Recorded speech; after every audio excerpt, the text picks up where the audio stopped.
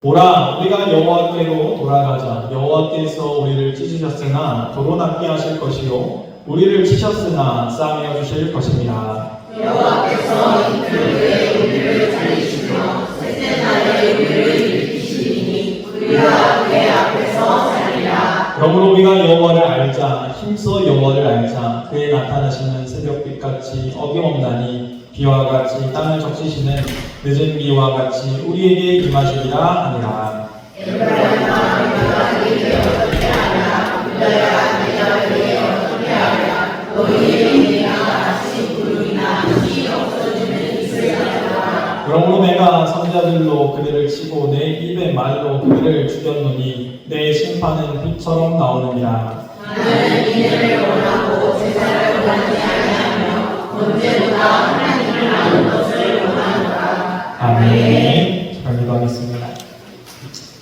사랑의 하나님, 이 시간 부족한 종이 두려움과 떨림으로 주의 다리에 서서 주의 말씀을 배워나고자 합니다. 부족한 종을 말씀의 도구로 통로로 사용하여 주시고 우리가 나누는 이 말씀이 하나님의 살아 역사하는 말씀이 되어서 우리의 삶과 가정과 기업을 살리게 하시고 또한 주님께서 열매있게 하시되 30배, 60배, 100배 아름다운 결실, 풍성한 결실을 맺어서 세상 가운데 나타나 보여지게 하시고 또한 세상은 그것을 바라보고 깨달아 주님께 돌아오는 역사가 있게 하여 주시옵소서. 이 시간 악한 영 예수 그리스도로 떠나가게 하시고 오직 거룩한 성령님께서 우리를 지키시고 보호하여 주옵소서. 모든 건 예수님의 이름으로 간절히 기도를 쌓옵나이다. 아멘. 나라하도록 하겠습니다. 여호와를 힘써하라. 이 시간에는 여호와를 힘써하라라는 말씀의 제목을 가지고 나누고자 합니다. 오늘 우리가 살펴보는 성경은 호세아서입니다.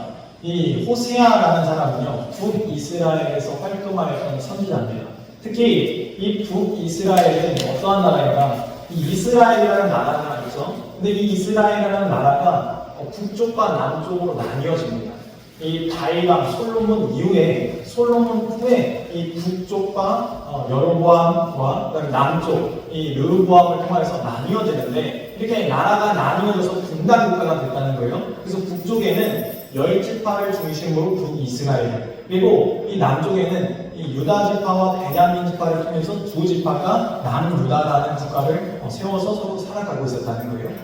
그런데 특히 이 호세아가 활동하던 때는 이 여로보암 2세라는 어찌 보면은 정치적으로 잘하고 있다라고 칭송받는, 나라가 부강하다라고 일컬어지는 그 통치 가운데 있었던 때라는 거예요. 근데 이 여로보암 말기 때부터 이 호세아가 이제 하나님의 말씀을 대언하게 되어지는데, 하나님께서 아무리 나라가 부강하고 아무리 너희가 잘 사는 것처럼 보여도 그 북이스라엘 가운데 부패하고 썩어지고 타락한 그런 부분들을 바라보면서 너희가 하나님께 돌아오지 않고는, 하나님께 돌아와 회개하지 않고는 너희에게 심판이 있을 수밖에 없다라는 하나님의 심판을 선포하였던 선지자가 호세아라는 선지자입니다.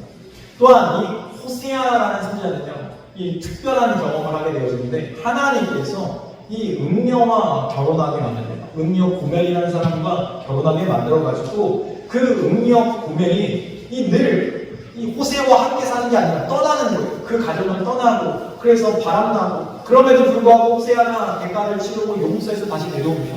근데 또 떠납니다. 이러한 것을 반복하면서 하나님께서 왜 호세아를 불러놓고 선지자로 세워놓고 이러한 잘못된 여인과 결혼 생활을 하게 하는가, 가정을 이루게 하셨는가? 그것은 이스라엘 백성들이 그렇다는 거예요.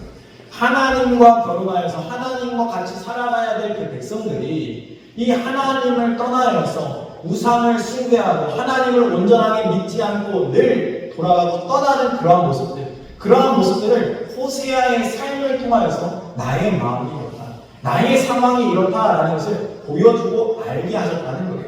그래서 호세아는 눈물로써 이 외쳤던 선지자입니다. 너희 돌아와야 된다. 하나님께로 돌아와야 우리가 산다. 우리 북이스라엘이 살 수 있는 방법은 하나님께 돌아오는 방법밖에 없다라는 것을 이야기하고 있는 것이죠. 여러분, 우리의 자녀들이 부모를 못 알아보고 계속 부모에게 와야 될 그 자녀들이 부모가 아닌 다른 사람들을 찾아가서 구할 것을 구하고 그러면서 얻지 못할 것을 구하고 있다라고 생각하게 되어지면은 아마 부모의 마음은 열불이 날 거예요. 천불이 날 거예요. 대체 내가 왜 나를 알아보지 못하고 나에게 오면 해결이 될 수 있는데 왜 엉뚱한 데 가가지고 왜 저러고 살아가고 있는가 아마 답답할 것이라는 거예요. 이스라엘 백성들의 모습이 그랬다는 것이죠. 그래서 하나님께서 우리에게 무엇을 알려주셨는가? 산상수훈을 통하여서 우리가 어떻게 하나님께 찾아야 되고 구하여 나가야 되는가? 한번 마태복음 7장 7절과 8절에서 보도록 하겠습니다. 읽겠습니다. 시작. 구하라 그리하면 너희에게 주실 것이요 찾으라 그리하면 찾아낼 것이요 문을 두드리라 그리하면 너희에게 열릴 것이니 구하는 이마다 받을 것이요 찾는 이는 찾아낼 것이요 두드리는 이에게는 열릴 것입니다. 아멘. 그렇습니다. 우리가 구해야 될 분이 누구인가? 바로 여호와 하나님이라는 거예요. 하나님께 구하고 찾고 두드릴 때 너희가 찾게 되고 이 구할 거는 얻게 되어지고 그 다음에 열리게 되어진다는 거예요. 그러므로 너희가 온전하게 나아가야 될 것, 너희가 찾아야 될 것은 여호와 하나님을 알아야 된다는 것이죠. 그러므로 하나님을 아는 것, 이 구해야 될 분에게 찾는 것, 이것이 바로 지혜라는 거예요. 인생의 지혜가 바로 여기 있다는 것이죠. 그래서 하나님께서는 우리에게 그 지혜를 알려주시고자 하는 거예요. 특별히 우리가 호세아서 하게 되어지면은 호세아는요, 이 소선지서라고 이제 일컬어지는 이 12권 중에 한 권, 제일 첫 번째에 쓰여진 선지서입니다. 이 선지서 예언서의 특징들이 무엇인가? 선지서 예언서라고 불리는 이 책들은요, 이 심판, 그 다음에 징계, 이러한 징벌에 대해서 많이 말씀하고 있기 때문에 우리가 그러한 성경을 읽으면요 사실 마음이요 편하지가 않아요. 꽉 막힌 것처럼 무겁습니다. 하나님께서 어깨에 짐을 주는 것처럼 무겁습니다. 왜냐하면 그 안에 심판과 징계가 담겨있기 때문에 너희 이렇게 살아야 되는데 이렇게 살지 못하지 라는 말씀들이 담겨져 있기 때문에 우리가 그 말씀을 읽을 때마다 이 마음 가운데 어려움이 있다는 거예요. 그러나 왜 대체 하나님께서 왜 이렇게까지 말씀하시는가를 우리가 알게 되어지면은 그 말씀이 그냥 무거운 말씀이 아니라 그냥 징계의 말씀, 심판의 말씀이 아니라 얼마나 사랑했으면 이렇게까지 말씀하실까? 그 사랑을 깨닫게 되어지면 그 말씀이 우리에게 와닿게 되어지고 하나님을 알아가는 성숙의 비결이 되어진다는 것이죠. 그러므로 우리가 오늘 호세아서를 통하여서 하나님께서 왜 이렇게 말씀하시는가? 이렇게까지 말씀하셔서 하시고자 하는 것이 무엇인가를 우리가 나누는 귀한 시간이 됐으면 좋겠습니다. 먼저 1절 말씀 보도록 하겠습니다. 1절 말씀 읽겠습니다. 시작. 오라 우리가 여호와께로 돌아가자. 오라 우리가 여호와께로 돌아가자. 이 호세아 6장은요. 호세아서에서 핵심장이 6장이에요. 그 6장의 핵심에 처음에 뭐라고 말씀하고 있는가? 오라 돌아가자 라고 얘기합니다. 우리가 이 음성이 들리면요 은혜가 있는 거예요. 하나님께서 나를 오라고 하시는구나. 하나님께서 나에게 돌아오라고 말씀하시는구나. 그래서 이 말이 깨달아지고 이것이 우리의 마음에 새겨지게 되어지면은 우리가 하나님께로 갈 수 있는 거예요. 하나님께 나오는 거예요. 우리가 그 음성을 들었기 때문에 지금 이 자리 가운데 있으면 예배하고 있다는 것이죠. 그런데 우리가 이렇게 예배하는 것이 얼마나 큰 은혜인가. 우리가 부모님을 이제 만나고 뵙는 것, 그것이 얼마나 큰 은혜인가. 부모가 이제 부모님 먼저 소천하시는 분들은 그걸 안다는 거예요. 부모의 소중함, 부모를 뵐 수 있는 것 자체가 얼마나 큰 은혜인가. 그리고 부모가 오라고 말해서 그 오라는 그 말에 우리가 반응할 수 있는 것이 얼마나 큰 은혜인가. 이것을 깨닫게 되어진다는 것이죠. 마찬가지로 오늘 본문에서도 하나님께서 이스라엘 백성들을 향하여서 호세아 선지자를 통해서 말씀하십니다. 오라, 돌아오라. 이걸 왜 말씀하시느냐는 거예요. 하나님의 그 백성을 사랑하기 때문에 그 백성을 회복시키고자 부르신다는 것을 알게 되어지는 것이죠. 그렇습니다. 우리가 이 하나님의 말씀에 반응할 수 있는 것이 큰 은혜입니다. 이 음성이 우리의 귀에 들리고 우리의 마음에 새겨지기를 주님을 축원드립니다. 1절 이어서 한번 보도록 하겠습니다. 1절 이어서 읽겠습니다. 여호와께서 우리를 지키셨으나 도로 낮게 하실 것이요 우리를 지쳤으나 싸매어 주실 것입니다. 아멘. 그렇습니다. 여호와께서 우리를 찢었다. 여호와께서 우리를 치셨다. 이 말만 들으면요 얼마나 가슴이 아픈지.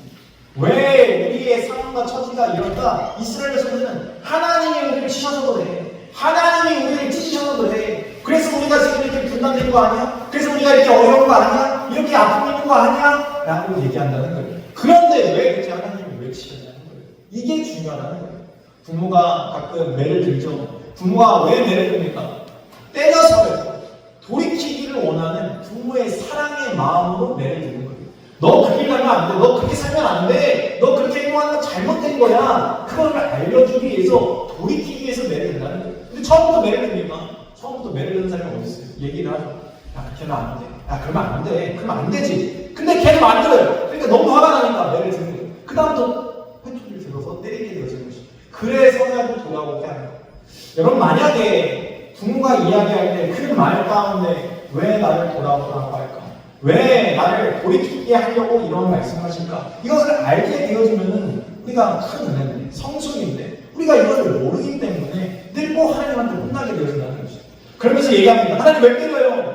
하나님 대체 내 인생 왜 이렇게 만들어요? 왜 나에게 이런 고난을 주세요? 나에게 왜 이런 어려움이 있는 거예요? 라고 하나님 앞에 우리가 반문하게 되어지는데, 오늘 본문을 통하여서 호세아는 뭐라고 말씀하고 있는가? 우리를 찢으셨으나 도로 낫게 하실 것이다. 우리를 치셨으나 싸매어 주실 것이다. 왜 싸매어 주시냐? 왜 치료해 주시냐? 그것은 사랑 때문에 그렇다. 너희가 잘못된 길 가고 있기 때문에, 너희가 하나님만을 바라고 하나님만을 믿어야 되는데, 그 당시 북이스라엘이 이 바알이라는 우상 숭배에 빠져가지고 하나님을 믿는 것처럼 보이지만 하나님을 믿는 게 아닙니다. 그들은요, 물질을 숭배하였고, 그리고 바알을 숭배하였고, 권력을 숭배하였고, 힘을 숭배하였습니다. 이러한 모습들이 그들 가운데 있으니까 하나님이 그들에게 심판을 말씀하셨습니다. 경고를 하시고 그들을 치셨다는 거예요. 그렇기 때문에 하나님께서 왜 이렇게 행하셨는가? 우리가 그 마음을 아는 것이 은혜라는 것이죠. 그렇습니다. 우리가 언제 철들었다고 얘기해요? 부모의 마음을 이해하기 시작할 때 철들었다고 얘기하는 거 아닙니까? 마찬가지로 우리의 신앙이 언제 철들까요? 우리의 신앙이 언제 성숙할까요? 하나님의 그 마음을 조금씩이라도 알아갈 때 우리가 성숙의 시작, 성장의 시작이 이루어지고 있다는 사실을 기억하시기 바랍니다. 그러므로 내가 하나님 마음이 어떠한 마음인가, 하나님의 뜻이 무엇인가 이 묻는 것이 중요하다는 것이죠. 그래서 나의 삶 가운데 하나님 대체 어떠한 뜻을 가지고 어떠한 계획을 가지고 저를 인도하십니까? 하나님 이 문제에 따라 나에게 주어진 이유가 무엇일까요? 하나님께 묻는 것이 중요하다는 거예요. 여러분, 내 생각이 중요한 게 아니에요. 그런데 보통 아이들이 혼나게 되어지면, 야단받게 되어지면 무엇합니까? 자기 생각을 얘기해요. 아니 나는 그래서 말이야, 나는 이래서 그랬고 나는 저래서 그랬고 이유와 변명과 핑계를 냅니다. 왜? 그 당시 그 순간에 주어지는 야단을 맞지 않기 위해서 때로는 그 야단을 모면하기 위해서 거짓말도 하고 변명도 하고 여러 가지 이야기를 한다는 거예요. 그런데 그게 중요한 게 아니죠. 그 야단이 맞는 것이 중요한 게 아니라 그 야단을 통하여서 돌아오게 하려는 그 부모의 마음이 더 중요하다는 거예요. 이것을 반드시 아셔야 된다는 거예요. 그래서 우리가 성경을 바라볼 때, 특히 이 선지서들을 바라볼 때 하나님께서 왜 이렇게 행하셨을까? 하나님의 마음이 무엇인가? 이것을 알게 되어지면요, 그냥 심판의 이야기, 재앙의 이야기가 아니라 하나님께서 얼마나 가슴이 아프셨을까? 매를 드시면서도 얼마나 힘드셨을까? 그들을 얼마나 사랑하셨으면 이렇게 하셨을까? 그것이 공감이 되고 이해되고 은혜가 되어진다는 것입니다. 2절 말씀 가보도록 하겠습니다. 2절 말씀 읽겠습니다. 시작. 여호와께서 이틀 후에 우리를 살리시며 셋째 날에 우리를 일으키시니 우리가 그의 앞에서 살리라. 아멘. 이 말씀은 우리가 여러 가지 해석이 있지만 먼저는 이 부활에 대한 이 말씀으로 바라보기도 합니다. 그래서 3일 만에 부활하고 다시 회복되어진다, 이러한 말씀으로 부활에 대한 예언으로도 바라보지만, 이 말씀을 시내산에서 하나님께서 모세에게 십계명을 주셨을 때 이틀 동안은 정결하게 하시고 3일째 율법을 주시는, 하나님의 말씀을 주시는 그 사건에 대해서 빗대어서 지금 표현하고 있는 거예요. 그러니까 너희가 내 앞에 나와야 되고, 그리고 너희가 내 앞에서 정결하게 되어지면은 내가 너희에게 말을 허락하겠다, 말씀을 주겠다, 약속을 하겠다. 그 약속 가운데 너희가 살아가게 되어진다. 그러면 너희는 내가 주는 그 말, 내가 너희에게 주는 그 말, 호세아를 통해서 주는 그 말을 통해서 너희가 살아가야 된다. 너희는 그러한 백성으로 부름을 받았다라고 말씀하고 있는 것이죠. 그렇습니다. 우리는 누구인가? 그리스도인은 누구인가? 그리스도인은 하나님 앞에 정결하게 나아가는 자들입니다. 그리고 정결하게 나온 우리에게 하나님은 무엇을 주시는가? 말씀을 허락하여 주신다는 거예요. 그 말씀을 통해서 하나님은 무엇을 원하시는가? 우리가 그 말씀 가운데 하나님 앞에서 살아가기를 누구보다도 원하고 계시다는 것이죠. 이것을 하나님께서 지금 호세아를 통해서 선언하고 계시는 거예요. 또한 3절 말씀 넘어보도록 하겠습니다. 3절 말씀 읽겠습니다. 시작. 그러므로 우리가 여호와를 알자, 힘써 여호와를 알자. 그의 나타나시는 새벽빛같이 어김없나니 비와 같이 땅을 적시시는 늦은 비와 같이 우리에게 임하시리라 합니다. 아멘. 그렇습니다. 우리가 여호와를 알자, 힘써 여호와를 알자. 호세아가 얘기하는 거예요. 우리가 하나님의 이 마음을 좀 알자. 하나님께서 왜 이렇게까지 행하시는지 좀 알자. 우리가 아는 게 너무나 중요하다라고 말씀하고 있는 것이죠. 그래서 뒤에 말합니다. 새벽 빛같이 어김없이 비와 같이 땅을 적시시는 늦은 비와 같이 우리에게 임하시는 늦은 비. 우리가 성경을 보게 되면 늦은 비와 이른 비를 말씀하실 때가 있어요. 그러면 팔레스타인 지역에는요 늦은 비와 이른 비로 이렇게 내린다고 합니다. 그래서 이 늦은 비는 무엇인가? 봄에 내리는, 4, 5월에 내리는 비를 늦은 비라고 얘기하고, 그 다음에 추수 때쯤 이제 내리는 비, 그걸 이른 비라고 해요. 10월쯤에, 가을쯤에 내리는 비를 이른 비라고 하는데, 이 늦은 비는 어떠한 역할을 감당하고 있는가? 이 한 해의 수확에 이제는 열매 맺기 위해서 기초를 잡는 거예요. 그렇기 때문에 이 늦은 비를 통하여서 어떠한 열매가 맺힐까 기대하고 소망하게 되어진다는 거예요. 그러니까 이 늦은 비가 그만큼 중요하다는 거예요. 그런데 지금 뭐라고 말씀하고 있느냐? 너희가 여호와를 알자, 힘써 여호와를 알자. 그러면 하나님께서 우리에게 결국에는 그 비를 통해서 열매 맺게 하실 소망을 주시는 그 하나님의 은혜를 우리가 기억하게 되어진다. 그 은혜를 바라봐야 된다라고 우리에게 말씀해주고 있는 것이죠. 그렇습니다. 하나님께서는 우리에게 알라라고 말씀하십니다. 힘써 알라라고 말합니다. 여러분, 여호와를 아는 것이 우리에게 은혜입니다. 그래서 솔로몬은 여호와를 경외하는 것이 지혜의 근본이고, 그 다음에 그 지혜를 여호와를 아는 것이 하나님의 명철이라고 이야기했습니다. 우리에게 지혜와 명철을 왜 주셨습니까? 왜 그것을 말씀하셨어요? 우리가 여호와를 아는 것이 그만큼 중요하기 때문에 솔로몬도 그것을 깨닫는 것이죠. 하나님을 아는 것, 하나님을 경외하는 것이 이렇게 중요하구나. 우리의 신앙생활에서 중요한 것이 무엇입니까? 여호와를 아는 것이라는 거예요. 한번 4절 말씀 한번 보도록 하겠습니다. 4절 말씀 읽겠습니다. 시작. 에브라임아 내가 너에게 어떻게 하랴, 유다야 내가 너에게 어떻게 하랴. 너희의 이름과 같이 부르니 신이 없어지는 이슬 같도다. 아멘. 에브라임은 누구인가? 이 북이스라엘의 12지파 중에서 핵심이 됐던 지파가 에브라임 지파예요. 그러니까 이 야곱에게 12아들이 있잖아요. 이 12지파가 생성되게 되었는데 이 12지파가 이 요셉에게는 2명의 아들이 있었는데 이 요셉의 아들 중에서 에브라임이 장자권을 받아요. 그래서 므낫세 대신에 이 에브라임이 장자의 축복을 받습니다. 근데 이 장자의 축복을 받은 에브라임이 북이스라엘 중심의 10지파의 중심 가운데 있는 거예요. 그리고 나머지 이 2지파, 유다와 베냐민 지파가 있는데 하나님께서 이 유다를 통하여서 남유다 왕국을 이뤄가시잖아요. 그래서 다윗이 유다 족속이에요. 그래서 유다 지파의 혈속 중에서 예수님이 태어나죠. 그래서 유다 지파도 이 왕이 태어나는 그런 하나님께서 이 지파도 세우셨다는. 그러니까 지금 여기서 말씀하고 있는 에브라임아 내가 어떻게 하냐, 유다야 내가 어떻게 하냐, 이건 북이스라엘과 남유다를 상징하면서 말씀하고 있는 거예요. 그래서 우리가 아이들한테 화를 내다가 이제 더 지쳐요. 매도 듣다가 이제 지쳤어요. 그럼 이제 뭐라고 얘기해요? 야, 어떻게 하라는 거야? 어떻게 하길 바래? 내가 대체 어떻게 해줘야겠어? 라고 이야기하지 않습니까? 하나님의 심정이 그렇다는 거예요. 혼내도 얘가 돌아올 생각을 안 해요. 소리쳐도 돌아올 생각을 안 해요. 매를 맞아도 돌아올 생각을 안 해요. 그래서 물어보는 거예요. 야, 그럼 대체 어떡하라는 거야? 내가 너에게 대체 어떻게 해야 너희 돌아올래? 하나님이 얼마나 절절하게 지금 이스라엘 백성들을 향하여서 말씀하십니까? 그 마음이 우리 가운데 와닿아서 소망합니다. 5절 말씀 한번 보도록 하겠습니다. 5절 말씀 읽겠습니다. 시작. 그러므로 내가 선지자들로 그들을 치고 내 입의 말로 그들을 죽였느니 내 심판은 빛처럼 나오느니라. 아멘. 그러므로 내가 선지자들을 통해서 너희를 쳤다. 내 말로, 내 입술의 말로 너희를 죽였다라고 얘기해요. 여러분, 사람이 감정이 격해지게 되어지면 우리가 생각하지도 않는, 아니 이거를 하지 말아야 될 그런 말실수들을 하기도 됩니다. 그래서 자녀들의 마음에 이 못을 박기도 하죠. 그런데 왜 못을 박을 수밖에 없는 그러한 상황이 벌어졌냐는 거예요. 결국에는 돌아오기를 바랬던 마음에서 비롯됐다는 것이죠. 하나님께서 처음에 이스라엘 백성들에게 심판을 허락할 때 하나님이 좋은 마음으로 하신 게 아닙니다. 하나님 빨리 돌아와 하신 거예요. 그런데 그들이 계속 움직입니다. 이게 맞다라고 얘기하는 거예요. 그러니까 그 고난이 계속 더 더해지는 것이죠. 그러다가 결국에는 하나님께서 그들에게 독한 말도 하십니다. 독한 말 하시는 이유가 뭐예요? 좀 그랬으면 충격받고 돌아와야 되는데 그 독한 말을 들어도 돌아올 생각을 안 합니다. 너희가 결국에는 죽게 되어졌다. 너희가 돌이키지 않아서 멸망하게 되어졌다라고 말씀하고 있는 거예요.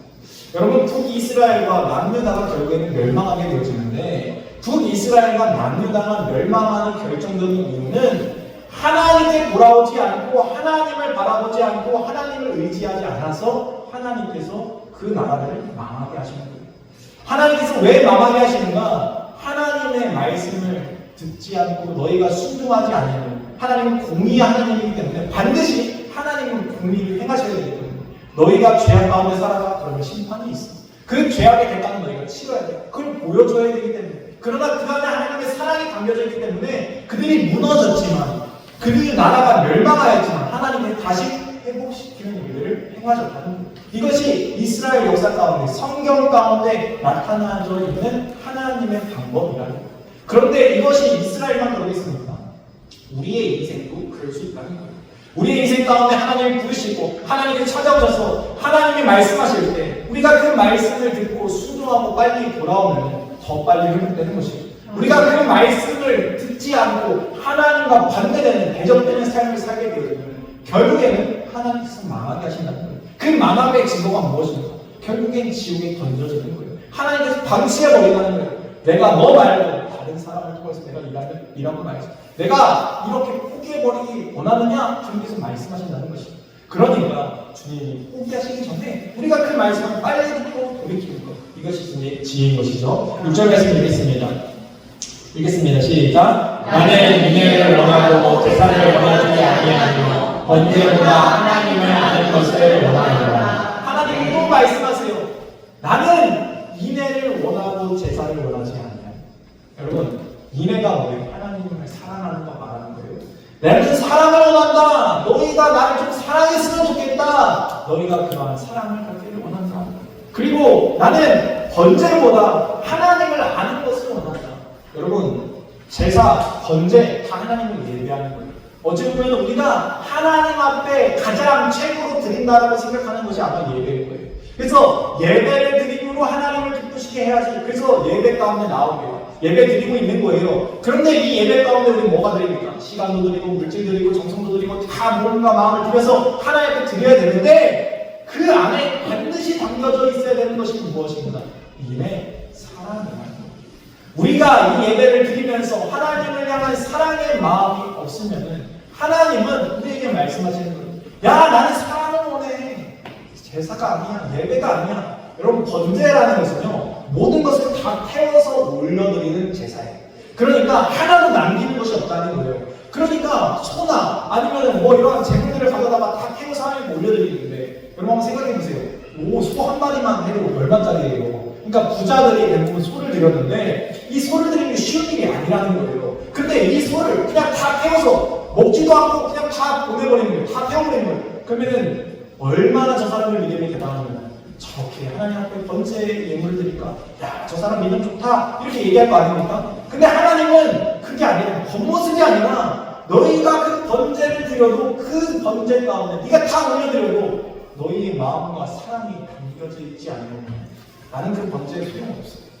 그런 거 너희가 내 마음을 좀 알았으면 좋겠다 라고 말씀하고 있다는 거예요. 여러분, 그렇습니다. 오늘 드리는 우리 예배, 우리가 오늘 앞에 하나님 앞에 나아가는 이 예배에 우리가 반드시 있어야 되는 것은 무엇인가? 하나님을 향한 사랑이라는 거예요. 우리가 헌신하고 봉사하고 그리고 예배드리기 위해서 이렇게 나와서 네, 잘하셨습니다. 그런데 그 가운데 하나님이 원하실 것은 하나님을 향한 그 사랑과 믿음이라는 거예요. 하나님은 그것을 기뻐 받으시기를 원하신다는 것이죠. 그러므로 하나님의 마음을 알게 되어지면 어떠한 일이겠습니까? 바로 하나님의 말씀 가운데 살아가게 되어져. 하나님이 원하시는 예배를 드리게 되어지죠. 여러분 이 말씀은 예배 드리지 말라는 말씀이 아니에요. 너희 사랑만 하고 예배 드리지 마, 이 말씀 아닙니다. 예배를 드릴 때 너희의 삶 가운데 반드시 그 사랑이 있어야 된다라고 말씀하고 있습니다. 그럼 우리의 삶 가운데 이 하나님을 아는, 하나님을 힘쓰기 노력하는 우리의 모습이 있기를 주님 축원드립니다. 그러한 저와 여러분 되기를 주님 축원드립니다. 다시 찬양